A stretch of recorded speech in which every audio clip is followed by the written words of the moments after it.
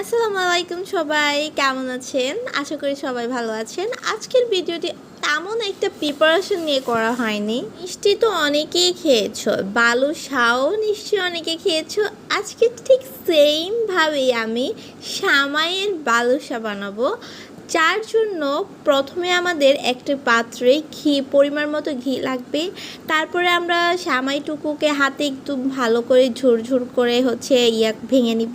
ভালোভাবে ঘিতে ভাজার পরে আমি পরিমাণ মতো চিনি দিয়ে নিয়েছি, পাউডার দুধ দিয়েছি। এখন একটু লিকুইড দুধ দিয়ে ভালোভাবে নেড়ে চেড়ে একটু সামাইটুকু একটু সফট করে নিব। তারপরে দেখো আমি এই যে একটু একটু করে মিষ্টি শেপ দিয়ে নিচ্ছি। আর বেবি সুইট যাকে বলে, বেবি সুইটের শেপ দিয়ে আমি সামাইয়ের বালুশাগুলোকে একটু ভালো করে পাউডার দুধের মধ্যে চুবিয়ে নিলাম।